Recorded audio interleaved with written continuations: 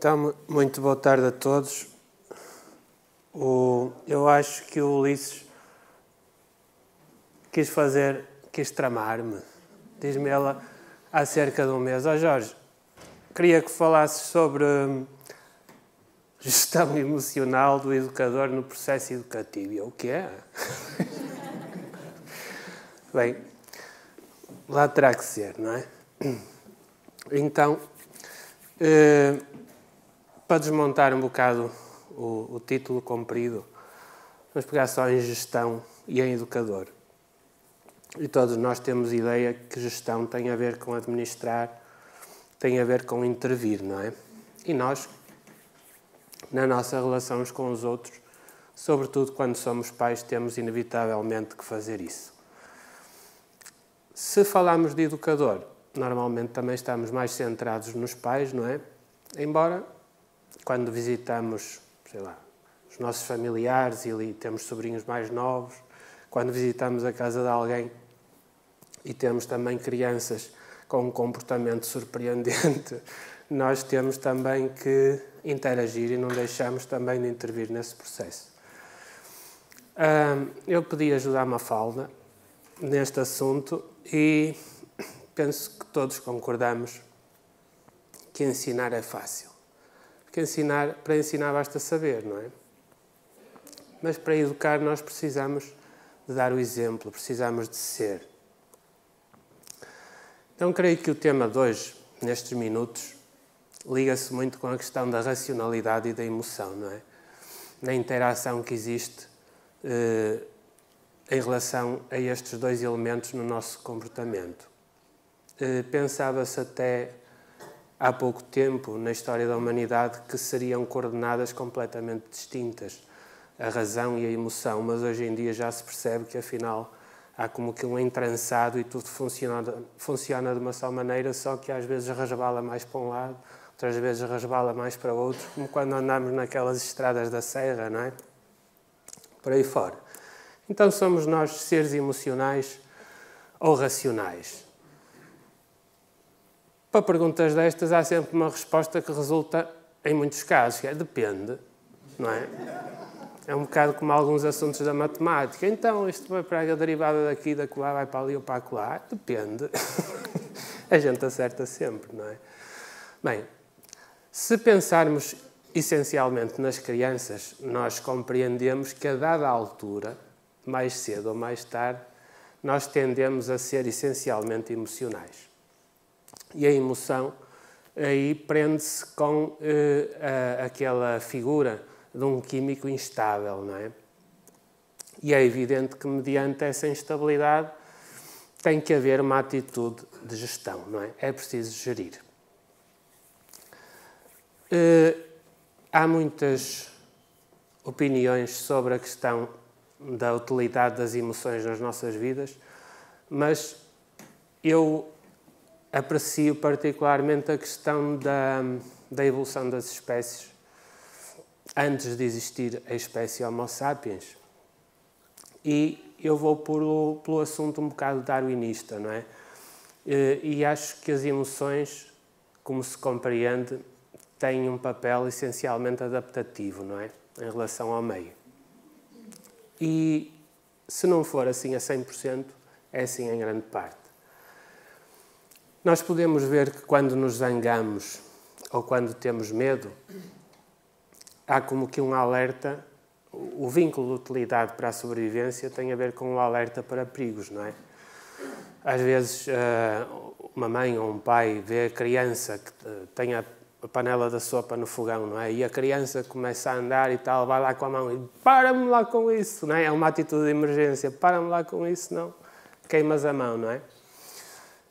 E as questões do medo, não é? Olha, vai no passeio, na cidade, tem o trânsito, não é? A criança vai a correr, quer ver que tropeça e mete a cabeça debaixo de um pneu, salve seja, não é? E então ficamos ali com algum receio. Portanto, tudo isto tem utilidade a nível da nossa sobrevivência. Por outro lado, como somos seres sociais, não é? Gregários, a compaixão, a empatia com os outros responde um bocado aos problemas que os outros têm, que nós supomos que um dia também poderão visitar-nos. É certo que quando vemos alguém triste ou quando nos afeiçoamos a alguém, há vínculos de proximidade em relação a essas pessoas, não é? E também, no que toca à exclusão do grupo, coisas que fazemos e que depois pensamos melhor, que vergonha, fui fazer aquilo. Não é? Então, eu não devia ter feito aquilo, aquele sentimento de culpa também acaba por ser um preventivo para prevenir situações de exclusão do grupo. E, mais vale terminar com alegria, a alegria melhora de facto as nossas vidas, não é? Abre caminho para ser mais feliz. Nós estamos nesta altura na primavera e estas festas sanjoaninas antiquíssimas do horizonte agrícola acabam por também ser momentos em que, apesar das agruras, das situações de escassez de alimento na história, havia uma altura em que os ritmos da primavera, do recomeço da estação do ano, não é, para a frutificação, os cultos da fertilidade na agricultura, lançavam todas estas festas que a gente vai ver desenrolar-se no nosso país por aí fora, nesta altura do ano. No entanto, quando se fala de gerir de emoções, nós compreendemos que não convém nem que haja déficit, nem que haja excesso. Eu pareço um economista a falar, mas não quero ir por esse caminho. Então, se temos que gerir as nossas emoções, nós compreendemos também que não convém anular. Não é? É uma atitude de repressão, anular. E tudo aquilo que é essencialmente reprimido não funciona bem. Agora, se falarmos de regulação, isso faz sentido, não é? E antes de mais, se quisermos ser honestos connosco próprios, nós podemos perguntar-nos o que é que ativou essa emoção. E reconhecer, aceitar o que se sente, procurar compreendê-la, não é? E também podemos a seguir pensar qual será a forma mais correta de exprimir essa emoção. Às vezes é um sarilho exprimir as emoções. É mais fácil exprimir um limão, uma laranja, do que exprimir as emoções. Então, às vezes, coisas tão simples como este exemplo, nós somos mais facilmente agressivos do que assertivos. Não é? Para ser agressivos, basta que nos condicionem em situações de stress de algum vulto e a pessoa mais calma, mais tranquila, consegue ser agressiva. Não é? O que nos leva a pensar que quando vemos outros a ser agressivos, a gente não tem que puxar logo do livro de faturas e passar-lhe a multa, não é? Ou seja,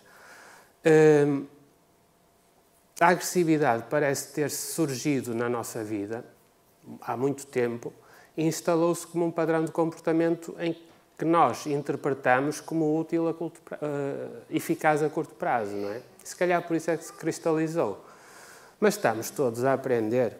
Mais importante que ser agressivo é ser assertivo, não é? Quando se é assertivo, diz-se as coisas com alguma firmeza.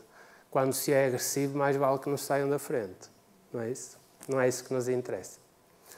E depois há aquelas coisas.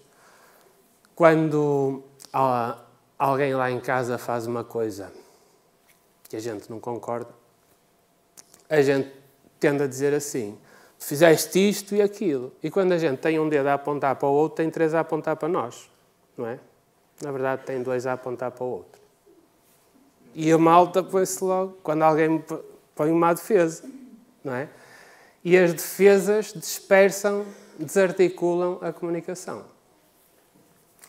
É muito mais inteligente dizer-se: olha, quando fizeste isto, aquilo e aquilo outro, eu confesso que me senti assim e assado. Não é? E a pessoa aí baixa as defesas. É tudo uma questão de dizer a mesma coisa de outra maneira e acho que conseguimos dirimir muitos conflitos nas nossas relações. Depois, sobre esta questão da forma correta de exprimirmos as nossas emoções, é muito importante a gente saber quando. Primeiro, podemos não estar em condições de as exprimir, aí mais vale deixar pousar, não é? E aguardar o momento certo. O momento certo também tem a ver com os outros estarem disponíveis para nos ouvir, não é? Se não estiverem disponíveis, vamos estar a chover no molhado. Não adianta grande coisa. Se nós refletíssemos mais nisto todos os dias, na gestão das nossas emoções, nós perceberíamos que as nossas experiências emocionais são importantes e têm que ser entendidas, sublimadas. Mas isso também passa pela forma como vamos exprimir essas emoções, não é? Parece-me pacífico. Há também quem defenda que temos vários tipos de emoções. As emoções primárias, que são essencialmente fisiológicas, como o espanto, a ira, o medo, a alegria, o nojo. Emoções secundárias, associadas mais a relações sociais, não é? Como a vergonha, a culpa, o ciúme, o orgulho. E ainda distinguem alguns autores também emoções de fundo, em que, mesmo quando não há um estímulo, há mal-estar ou bem-estar, há uma tensão ou calma, não é? Isto é mais ilustrativo. Mas há coisas que nós tomamos às vezes como sendo o mesmo elemento e não são de facto. E é importante diferenciar afeto de emoção e de sentimento, não é? O afeto é uma sensação imediata, subjetiva, que temos em relação a uma situação, uma pessoa ou um objeto. E supõe uma ideia de relação. A emoção é um bocado como aqueles gráficos de sobe e desce, não é? Ela aparece e passa. O sentimento é mais estável, aparece e perdura, não é? É mais fácil distinguir assim. Mas no que toca a pais e filhos, esta pergunta, quem são os meus filhos, que o Carlos Miguel já referiu há bocado em parte, é uma pergunta que tem uma grande utilidade se nós queremos ver além do presente, não é? Nós sabemos que eles são viajores da vida, não é? Na ótica espírita nós temos várias existências, colhemos várias experiências, temos vários enquadramentos familiares ao longo do tempo. Temos uma existência física, onde aprendemos a amar e a ter mais conhecimentos, não é? Temos o espaço intervidas, a erraticidade, em que reavaliamos, trocamos por miúdos a essência das experiências que tivemos, programamos um novo roteiro de regresso, não é? E se é assim connosco, é assim também com os nossos filhos, apesar da embalagem de infância com que nos aparecem, de bebés a adolescentes por aí fora. Mas são viajores da vida ao cuidado dos pais, não é? E não são, de maneira nenhuma, bibelô. Não são, de modo algum, uma mera extensão do ego dos pais, não é? Este conceito de família, na ótica espírita, tem uma expressão muito especial. Porque a família aparece como uma espécie de oficina, não é? Em que convergem pessoas, espíritos, como quisermos, com necessidades de mútua compensação, de mútua interação construtiva, e os factos dos laços familiares serem tão convergentes faz com que nós não consigamos distrair-nos muito das situações que é importante resolver, não é? E as crianças aí estão num enquadramento muito especial. Para ilustrar com um exemplo esta questão de como o Espiritismo vê a questão do regresso ao plano material, eu pedi ajuda a um espírito, a um poema, a um soneto psicografado por Francisco Cândido Xavier, do livro Antologia dos Imortais, que eu acho muito expressivo e ilustra bem coisas que nós estamos longe de imaginar. Aqui fala de culpa e resgate, que foi o título que o espírito Valentim Magalhães, o poeta desencarnado, deu ao assunto. E ele escreve assim: Senhora, compaixão, a moça triste implora. Não merece perdão a mulher que se aluga. Acabarei contigo, infame sanguessuga. Grita no espancamento a impassível senhora.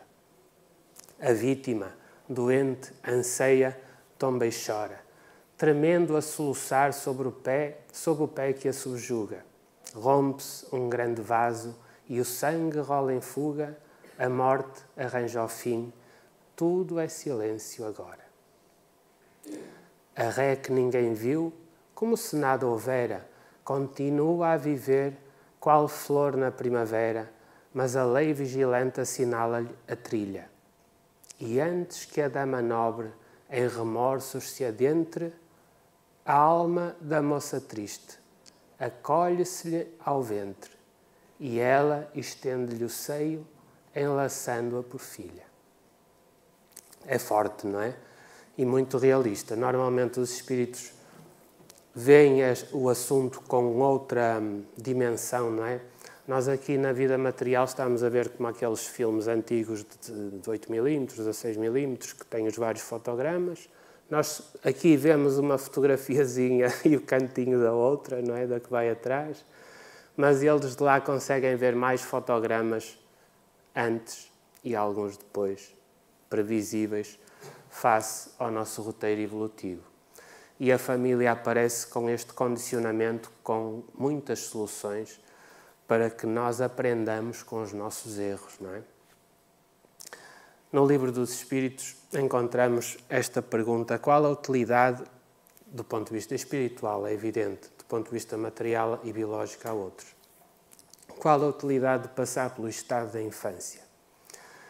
E os Espíritos respondem: encarnado, com o objetivo de se aperfeiçoar, o espírito durante esse período é mais acessível às impressões que recebe, capazes de auxiliar o seu adiantamento para o que devem contribuir os incumbidos de o educar. É óbvio, não é? É óbvio, mas fazer isto aparentemente tem muito que se lhe diga. Num outro livro de Allan Kardec, o Evangelho segundo o Espiritismo, um espírito, também numa mensagem mediúnica, diz isto: a tarefa não é tão difícil quanto vos possa parecer. Não exige o saber do mundo. Podem desempenhá-la o ignorante e o sábio. O Espiritismo facilita-lhe o desempenho, dando a conhecer a causa das imperfeições da alma humana. E conclui: desde pequenina, a criança manifesta os instintos maus ou bons que traz da sua existência anterior. A estudá-los, devem os pais aplicar-se. Todos os males se originam do egoísmo e do orgulho. Façam como ao bom jardineiro, que corta os rebentos defeituosos à medida que os vê apontar na árvore, não é? Nós podemos, de facto, ver em nós e, eventualmente, nos nossos filhos algumas tendências que levantam alguns problemas, que são precisamente o trabalho que a gente ainda não fez, não é? E que estarão em foco da nossa atenção ao que nós precisamos de resolver agora. Do ponto de vista espiritual, nenhum de nós, por mais difíceis sejam os problemas que atravessa, está, de facto, sozinho. Todos nós temos espíritos que se interessam pela nossa evolução, ligações do passado antes de nascermos, que de alguma forma procuram deixar-nos alguma abertura de espírito, alargar-nos o leque de hipóteses para várias soluções, respeitando sempre o nosso livre-arbítrio e a nossa capacidade de decidir. Eles funcionam em relação a nós um bocado como os pais funcionam em relação aos filhos, respeitando aquilo que eles de facto vêm fazer, mas ajudando a que eles o façam bem, não é? Dentro da sua liberdade. Só a educação poderá reformar os homens que então não precisarão mais de leis tão rigorosas. O espaço familiar da educação é realmente um espaço nobre para nós podermos moldar ou fazer com que as tendências boas das crianças sob o nosso cuidado possam vir ao de cima, não é? Sobretudo, se compreendermos que educar não é um momento, mas é um processo, não é? É algo que se alimenta a si próprio. Às vezes, nós devíamos perguntar-nos se olhamos os nossos filhos como olhamos os filhos dos outros. Encontraremos, de certo, respostas bem diferentes. Aquilo que às vezes desculpamos, as neiras que desculpamos nos nossos filhos, se for o filho do irmão, ou do amigo, ou do vizinho, aquilo já tem uma gravidade de outro patamar, não é? Que não faz muito sentido, não é? Ou vice-versa. Depende disso, não é? O importante é nós percebermos que a infância, seja dos nossos filhos ou dos outros, é sempre uma fase muito especial para eles poderem acolher ou valorizar o que têm de bom, não é? Depois os pais facilmente também ficam com sentimentos de culpa, sentem-se sobrecarregados com isso porque não são bons pais, não é? Acham que não estão a ser suficientemente bons pais. Bem, eu também falo por mim, eu deixo muito a desejar se olhar para dentro de mim, mas o facto é que é como é, não é? É como está a ser. O que é que eu posso aprender com isso? O que é que eu posso corrigir, não é?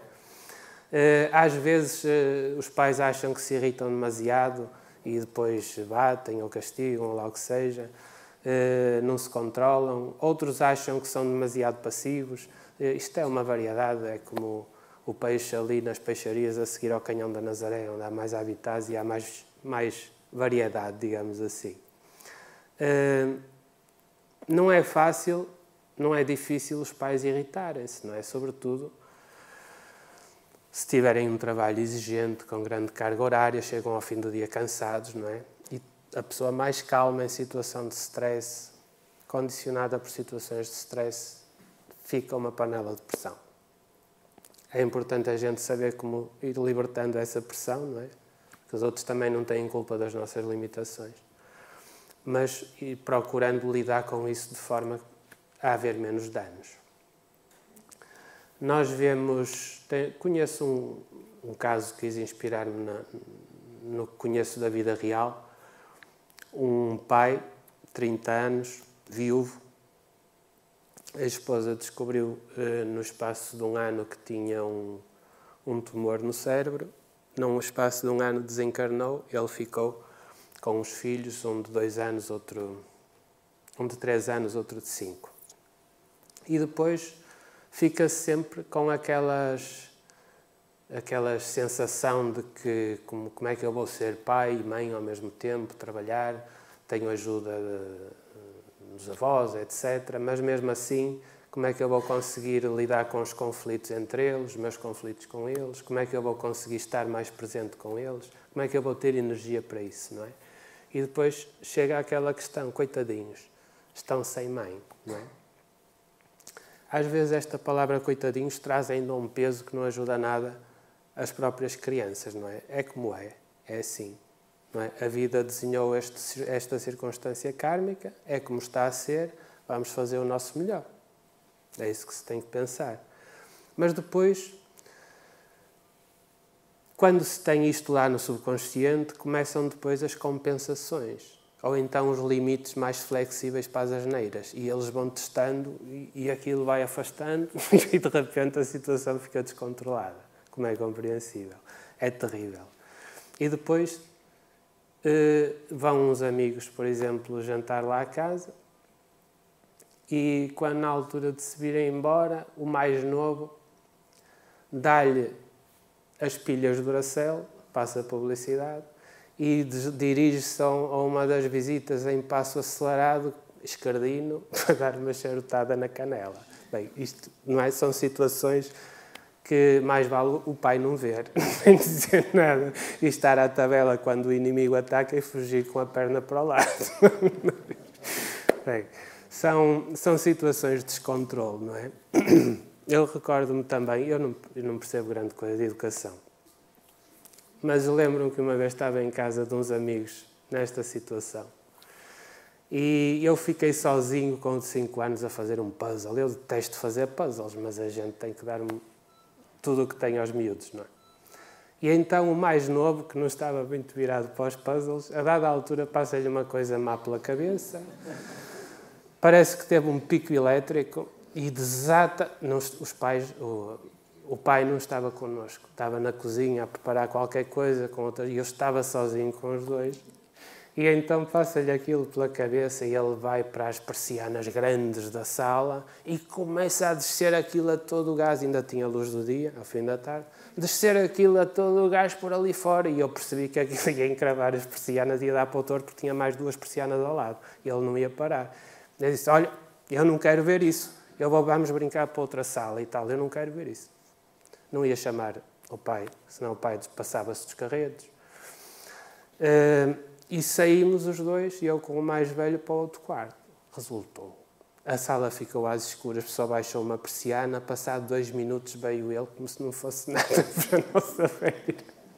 Não é? Mas não dá para bater, não dá para berrar, que sou visita, não é? Não dá para ser assertivo. Olha, vou ser assertivo para a sala ao lado, que foi como ocorreu rapidamente. Pronto, resultou. E passa a mensagem, não é? Que eles têm maneiras muito desastradas de pedir orientação.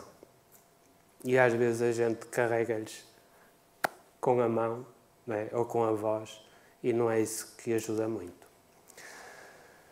A autoridade moral também não é uma autoridade de violência, não é? É uma energia que se propaga, que contagia, não é isso? Depois também, como pais, não podemos ter aquele mito de querer ser perfeitos. Não somos mesmo, não há volta a dar. Não somos perfeitos, mas podemos ser coerentes, não é? E quando erramos, olha, fiz isto, julguei que estava certo, mas percebo que errei, peço desculpa, não é? Na próxima, acho que me vou lembrar disto. E também temos que ter atenção entre o que dizemos e o que fazemos, porque se a gente diz uma coisa aos miúdos e depois faz outra, esburacou tudo, esvaziou tudo o que disse. É com os adultos também, não é? Agora, temos que lhes mostrar que nos esforçamos, que estamos a ser sinceros, não é? Que somos imperfeitos e que assumimos essa imperfeição e que estamos juntos para melhorar. Eu, desde que vi num documentário de natureza, chimpanzés em estado selvagem, uma cria no chão e uma mãe, em que a mãe tinha uma pedra que servia mais ou menos como bigorna, tinha uma noz lá de espécies de flora da África, e tinha uma espécie de um porrete, um pau, e punha a noz, vou-lhe chamar noz ou castanha, ou logo que seja, ali e pumba. Não conseguiam partir com os dentes, tinha que ser com a ferramenta, com o porrete, e partia. E a criança, chimpanzé, entre aspas, estava ao lado e também imitava a mãe. Punha o raio da noz ali, arranjou também uma pedra, e batia, mas aquilo não partia. E batia e não partia. Ora bem, nós estamos muito perto deles. O ADN está nos 90 e tais % comum. Portanto, não somos tão diferentes como isso. E é evidente que a imitação tem muito a ver com a aprendizagem, não é? Nas espécies gregárias há ainda mais um reforço da imitação. E é assim porque as crianças procuram modelos, não é? Nós aprendemos a falar pela imitação, aprendíamos a fazer fogo, agora temos fósforos, acho que também aprendemos por imitação, a alimentação, etc., não é? Mas o certo é que a criança traz no seu inconsciente padrões orientadores em que busca modelos, não é? Em que busca imitar, podem ser irmãos, pais, parentes, etc.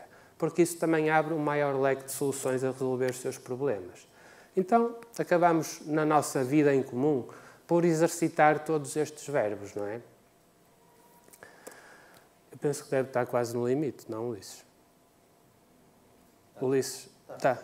Quantos minutos?